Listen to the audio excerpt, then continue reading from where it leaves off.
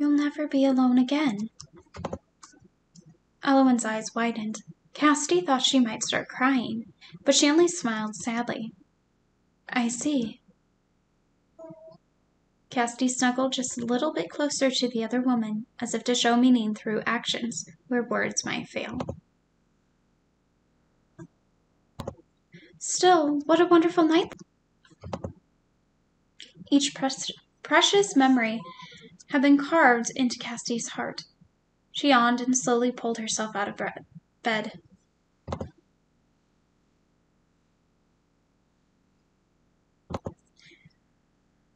That, as in writing her brother a letter, can wait. I'm more worried about what Elowen is up to now. Oh. Oops, okay. I thought I was recording, but I paused it, apparently. But there was an extra piece of dialogue here where she said that writing her brother could wait because she's worried about what Elowen is up to now. I care deeply for her, and remembering the last several days. Oh, now we have the option of Elowen cares for me.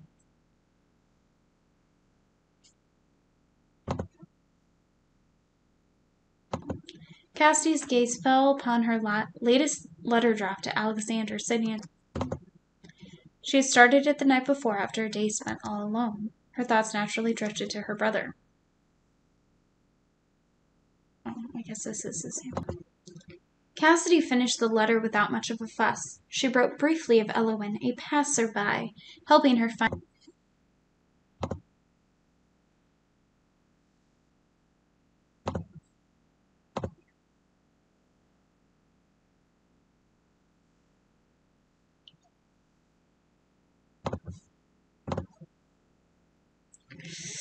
Ooh, Angel. Ooh, you're hurting me. You're hurting me. Okay.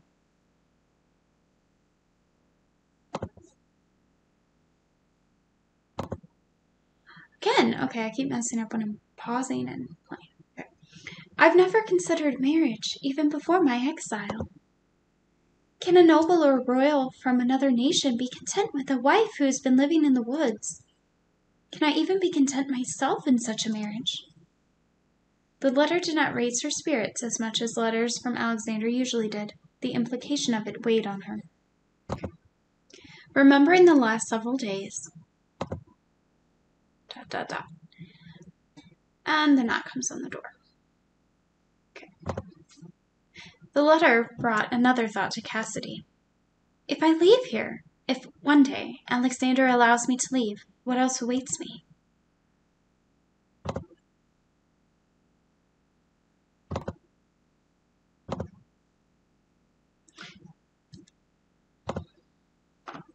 Cassidy considered going for a walk, but decided against it.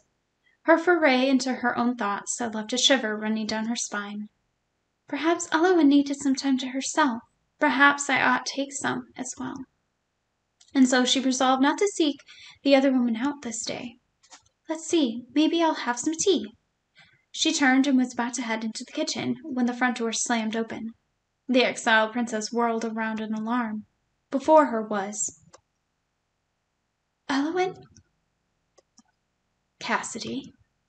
It was the first time Elowen had said her name. Normally, Cassidy would be overjoyed to hear it upon Elowen's lips, yet the Elowen before her now could only be described as a monster.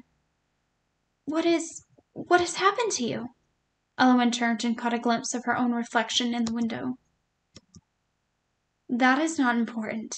You must away. It's not safe. What? Horrified, both by the implications and by Elowen's appearance, she took a few steps backward. Cassidy, are you hearing what I say? You must leave here immediately. Come with me. I will keep you safe. You keep me safe? She retreated further. Looking like that? No, what am I saying? I've angered her. She's angry. Cassidy turned and ran the last few steps into the kitchen. Elowen was fast on her heels, but Cassidy knew her own house well. There had to be something she could use as a weapon, something to defend herself with. Cassidy! The former princess's hand closed around the handle of a knife, which she brandished in front of her. Don't come any closer, or I'll... But Eowyn's momentum would not be stopped. She rushed forward. There was a dreadful sound, and then the shock of the situation overpowered her consciousness, and Cassidy knew no more. Ugh. Eowyn awoke slowly in the lingering evening light, her belly burning with the sting of a wound. Nearby, someone was whispering to themselves over and over, "Not just a harlot, but a murderess. Not just a harlot, but a murderess." There was a strange human just outside the kitchen window. Where? It was then that Eowyn finally noticed Cassidy, lying in a heap on the floor, 3 arrows protruding from her back. "Cassidy, you're dead. Dead. Dead!" The hapless archer was not spared. Yet the consumption of his heart did nothing to heal Eowyn. There was only one heart that could lift her curse, and she had no desire now to take it. Eowyn closed her eyes and prayed to the capricious gods of death to take her back to Cassidy's side. Good intentions can be led astray. Doubt and fear can a pure heart sway. A double-edged thorn. Cassidy thought of the letter she had written and sent to Alexander only yesterday.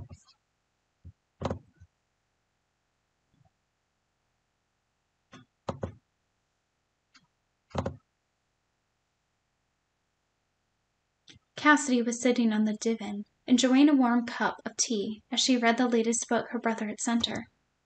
It was a darker tale than she was accustomed to, the tale of a tragic young mermaid.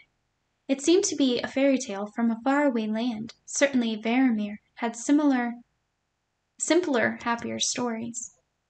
Or perhaps those were the only ones she had been allowed to learn. Goodness, every step she takes feels like walking upon knives? How dreadful! How could this author be so terribly cruel? Suddenly the front door to the cottage swung open, without knock or warning. Cassidy dropped her book in alarm.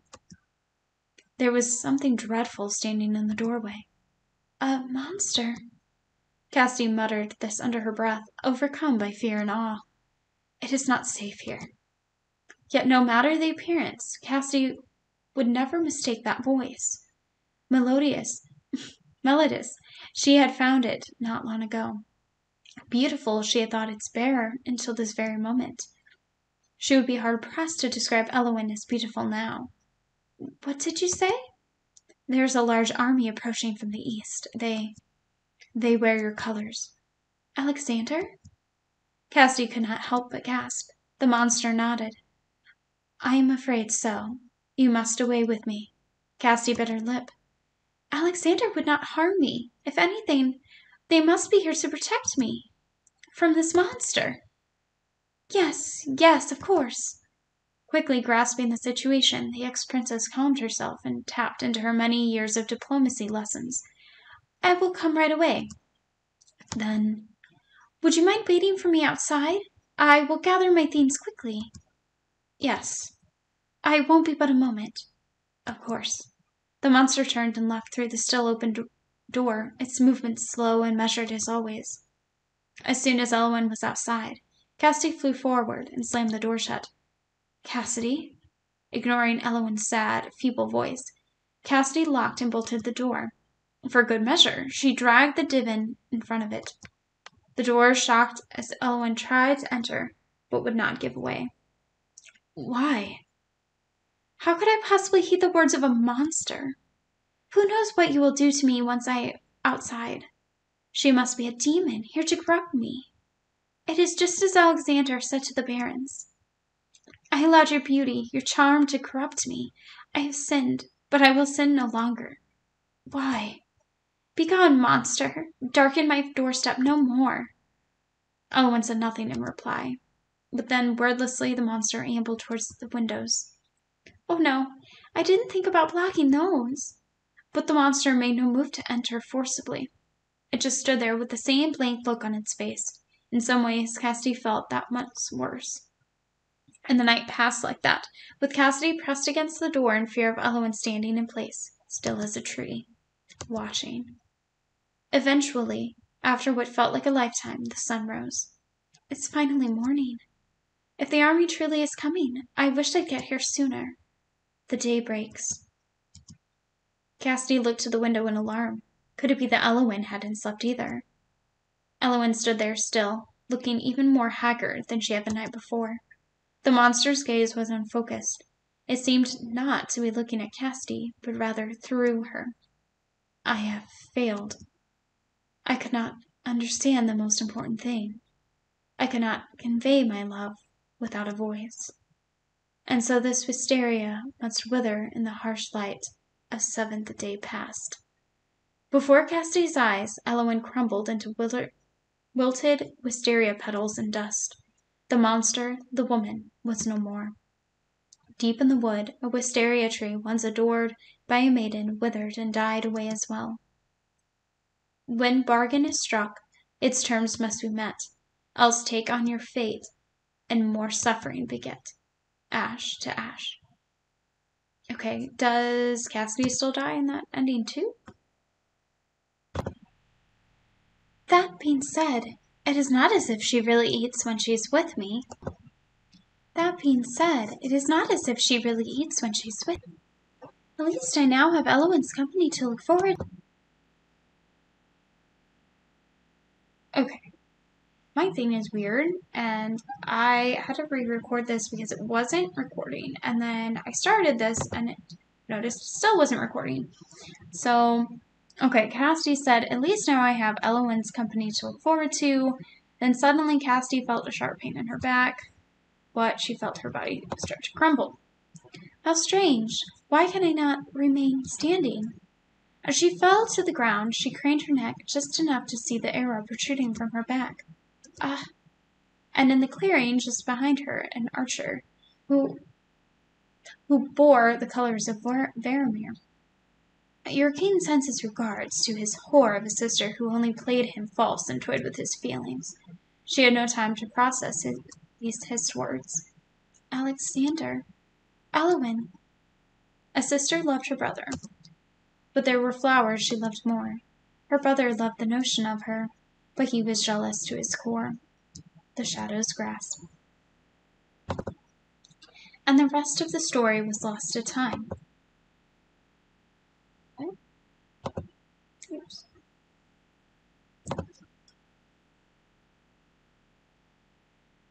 Oh. Okay. Okay, so when she's having her thoughts, she brewed herself a cup of tea to calm her nerves and began reading a new book. From time to time, her eyes went somewhat nervously to the window, and so evening fell, and the rest of the story was lost to time. Did King Alexander completely erase his sister from history? And what of the maiden Eowyn? Would forever remain a mystery. I'm still confused. Why?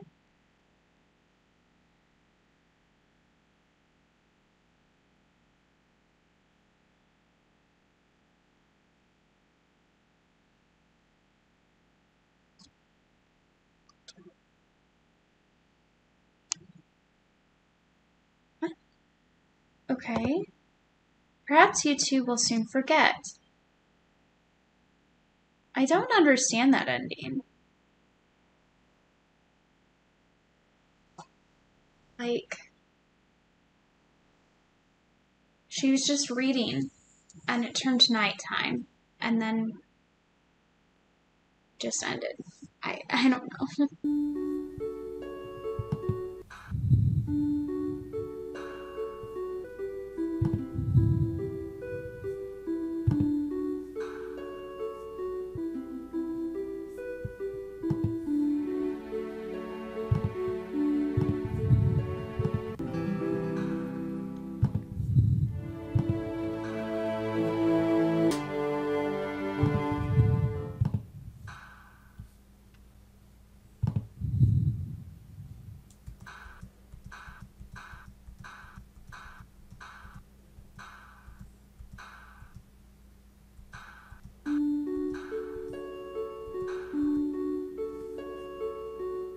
She frowned at the book in her lap, still open to the boring page she had left off at. I can hardly recall what that book was about.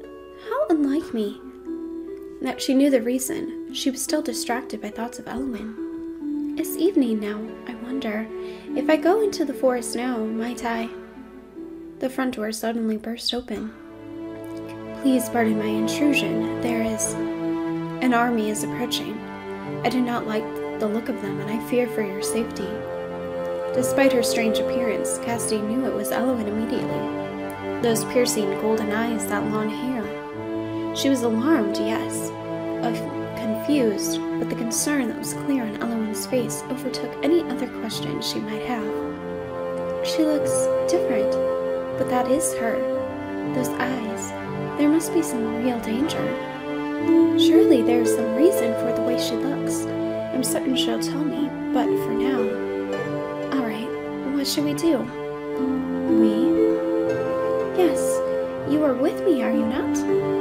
You believe what I say? I do. I trust you wholeheartedly. Do you? Elowen's breath seemed to hitch, most probably from the fear she felt. That nervousness permeated her entire being. Cassidy noticed this, and having noticed there was no way that Cassidy could fear Elowen, no matter how she appeared. Do you love me? It was not the response Cassidy expected. But deep down, she knew that this was no time to hesitate, to demur. Cassidy looked Elowen straight in the eye. Yes, I love you. It was important that Elowen knew that. I see. And so the frog has turned into a dashing prince? Cassidy smiled warmly. Now, will you finally tell me what is going on? Oh, the army. No, not that. About you. Yes, you deserve an explanation. I was, until about a few days ago, a wisteria tree, the same one you often visited. I have lived in this forest for hundreds of years, mostly alone. At some point, I developed a spirit. I was able to observe the things that passed through my life. Many humans came and went. I was lonely, but I was alright with the way things were. I was a tree. They were not. I was not to interfere in their lives. What changed? You. You and your silly ranting, your singing, your awkward couplets. That sad look you got in your eyes as you gazed at the horizon. I was smitten. Even after you realized that I wasn't so dainty as you believed? Yes, perhaps I came to love you even more for all your flaws, though I do not see them as such. I had to speak with you. I had to become human to be with you. I was consumed by that wish. And then one night, a little voice whispered to me, will you strike a bargain with me? If you fulfill the conditions, you can become human. Who was it that whispered to you? I'm not sure. A god, perhaps, or a demon. It mattered not. I took the bargain. I was given 7 days. In 7 days, if you fall in love with me, I would become like you. But in that time, I was neither tree nor human. I was not given human emotions. My human-like legs caused me great pain. With each step, it felt as if I was treading upon knife points. And every morning, I needed to take in the purest of sunlight to survive. Ah, that's why I never saw you in the morning. Yes. Cassidy was tempted to ask Elowen more, especially about the other side of the bargain. What would have happened had Elowen failed? But there was something in the way Elowen skirted that topic that told Cassidy not to ask. Perhaps it was better that she not hear. One day, when Elowen is ready, no doubt she will tell all to me. But there is something else still to consider now. Oh, you said that there's an army approaching. Yes, the morning after I spent the night with you. Suddenly, Cassidy, too, was embarrassed. That morning, as I was leaving, I noticed a man crouched outside your cottage looking in. Ah, he must have been one of my brother's agents. This does not bode well.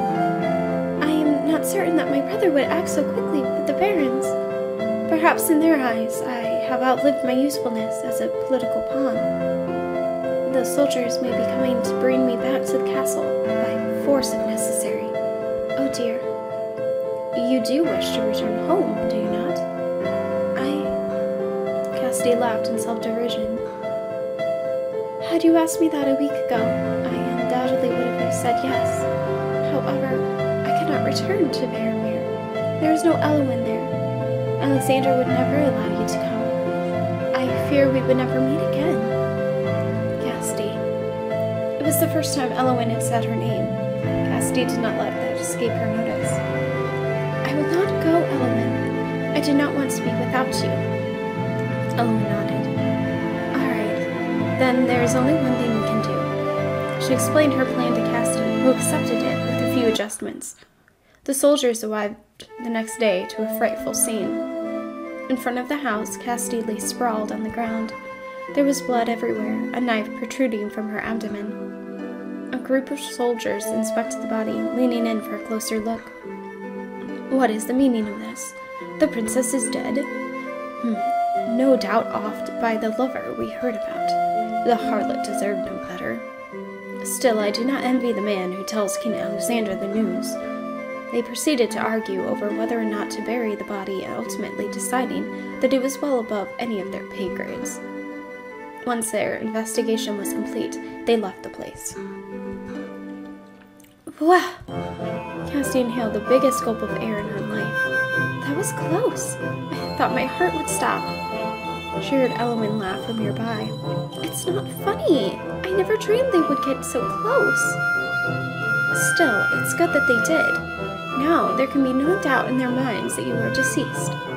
The only question is, what shall we do if they come back? That is precisely why we must now enact phase 2 of my plan. Your plan? Come now, let's not split hairs. Phase 2 is Phase 2 is entirely my idea. Of course, as I have not heard of it. Phase 2, we go on a trip. I've completely lost her voice, apparently. A trip? Yes, you've never been anywhere but this forest, correct? Well, that is true. Wouldn't you like to see the world with me? And once we've had our fill, we can return here. I'm sure after enough time has gone by, they will be fully convinced of my death. There will be no reason for my brother's agents to return, and we can live here in peace. Yes, I must say that sounds absolutely lovely. Cassidy took Eowyn's hand in hers. Eowyn, you know, all my life, I only did as my parents wanted, and as Alexander wanted. I had resolved myself to being trapped forever. Yet now, I am able to do as I wish. It is all thanks to you. You are mistaken. If not for you, I would still be a tree. It is I who must thank you. If we can argue about who is more grateful to meet whom, I believe we are happy indeed. Yes, you are right, my dear. So the two ladies set out on a grand adventure. They journeyed to distant lands and saw many new things, met many new people. It was a trip of a lifetime. And once they found themselves sated the world, and their travels were through. Are you quite sure that the recipe calls for these small peppers? I do not recall such a thing. I am sure, my love. Ugh. You can make as many adorable noises as you want. I shall not relent. One day you will have to get used to eating dishes with some spice. And no saying, only a kiss from you can relieve my sore tongue, either. I would never. Though she had quite sure that she had. At least once or twice. Perhaps the two of them are still there now, living happily ever after. Though we may journey many miles, I know well where my true love. Though we may journey many miles, I know well where my true heart lies. By your side where I remain, to watch with you every sunrise, truly free.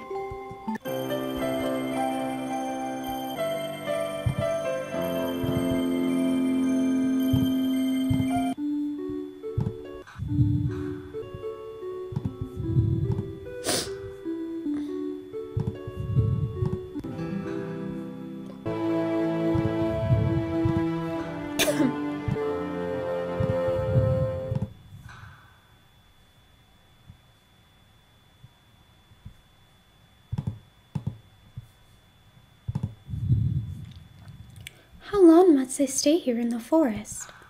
Will I forever be here, atoning for my mistakes? She let out a long sigh.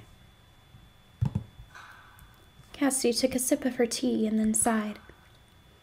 I've been dwelling on this all afternoon.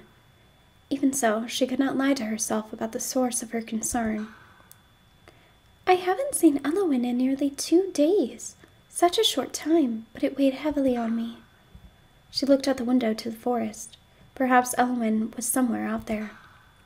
Just as Cassidy was about to act on impulse and seek the other woman out at last, the front door to the cottage slammed open. I apologize if I have caused you alarm, but I have urgent news. The vague notions that Cassidy had been supposing about Elwyn's true nature paled in comparison to the real thing. Here was either a monster or a demon. Of that, Cassidy was certain. Yet despite the fact that such a realization should inspire nothing but fear and disgust, Cassidy felt neither. For more importantly, the woman standing before her now was undoubtedly Elwyn. What news have you? Her voice did not quaver. There's a large army approaching. I believe they have made camp for the night near here, and I fear they mean you harm. An army? What colors were their banners? Red and gold. So they must be from Varamir. Do not worry, my people would never hurt me. But Elwyn shook her head. I overheard them talking. They certainly mean to do something terrible. Elwyn looked sincere. She was truly worried. But even so, could it truly be? What reason would the army have to be here? I know that you are loath to trust in a monster such as I. No. I'm sorry, that isn't it. And there we have it. Would a tree monster refer to themselves as one? Cassidy decided in her heart, then in there, that Elwyn was to be trusted. Even so, there was a contradiction here that bothered her. I believe you, truly, even though I look like this. Yes, I trust you, even so, however. The situation bothers me. I believe you, but I can't believe that the army of my own kingdom would wish me ill. For if they are here, it must surely be because my brother, the king, sent them. And for Alexander to betray me, I simply cannot believe it. In her heart, he was always her beloved brother. Your brother is the one who put you here, and do not forget. How could she have forgotten such an important fact? Cassidy hardly knew. No, I didn't forget. I simply grew accustomed to this life. You said that they are camped nearby. Yes. Can you take me to them? Elwyn nodded grimly. I understand. Perhaps that will allow you to come to terms with everything. Even so, I do not relish the pain that doing so will inflict upon you. I am ready, Cassidy said, clenching her fists. The two women made their way through the forest. Not long ago, they wandered here together. Those had been such carefree days, feeling far more distant in the past than they had right to. Once this matter is dealt with, we will have those innocent days once more. Declaring so in her heart, Cassidy followed closely behind Elwyn. Soon they reached the camp. Cassidy and Elwyn hid behind trees and in bushes as they approached, careful not to make their presence known. There were at least 24 soldiers camped here. Is this really such a good idea? It doesn't matter if it's a good idea. Orders are orders.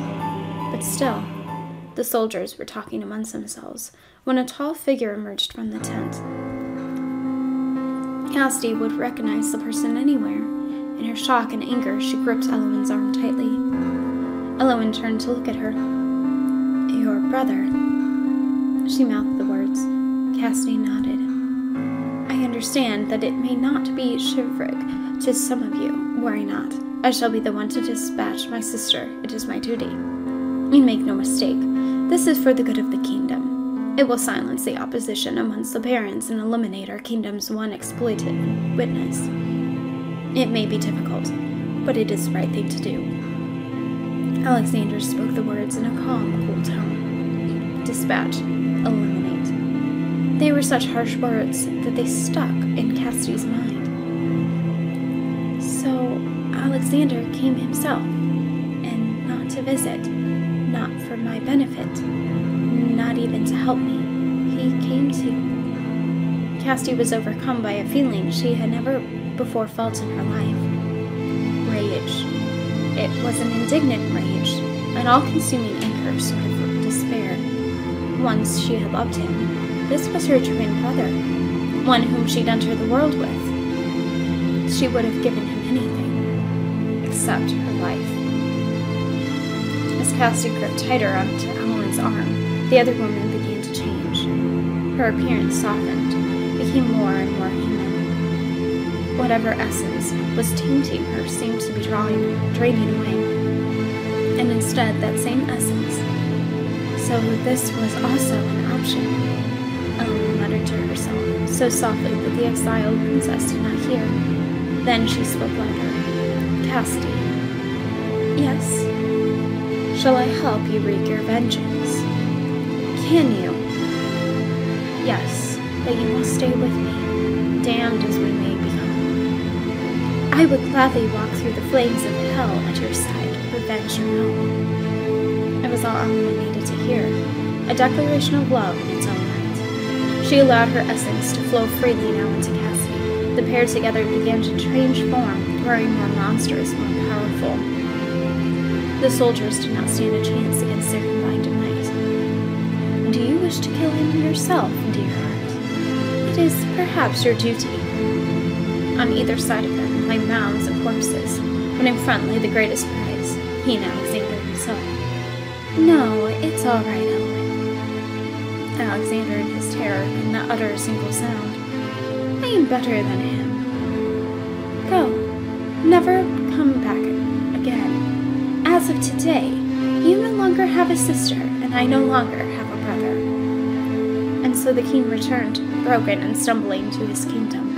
He would never forget, though none believed him. Even on his deathbed, he continued babbling of beautiful demons.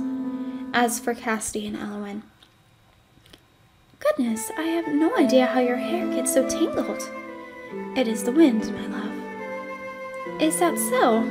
We shall have to teach it a lesson. Demons, though we may be, I do not believe we can do anything about the wind.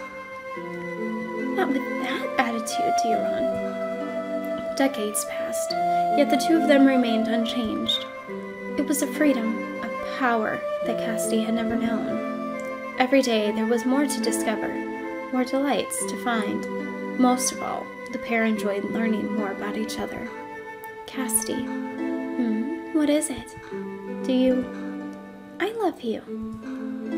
How do you know I was asking that? Perhaps I was about to ask what you wish to do tomorrow.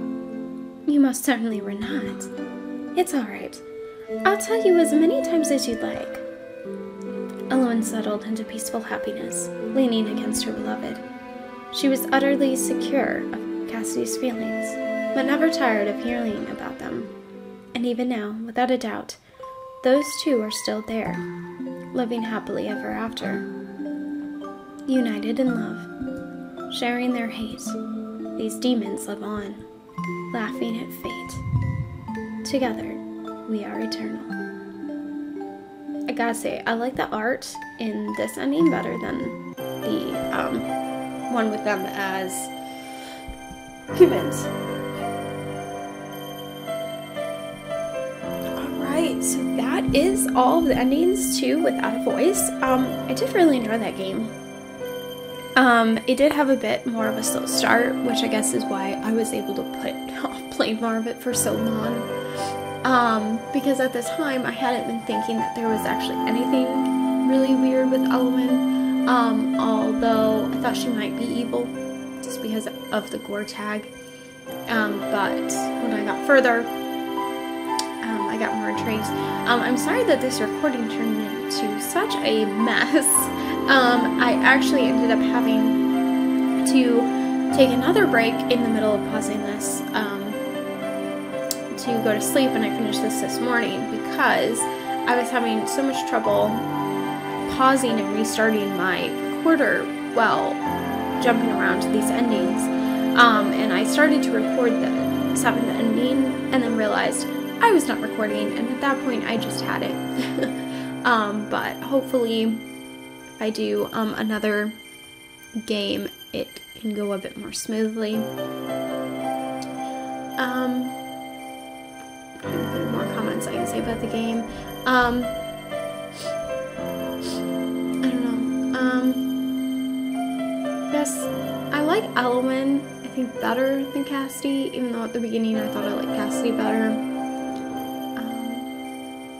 I like the little bit that they added in about her reading Little Mermaid and not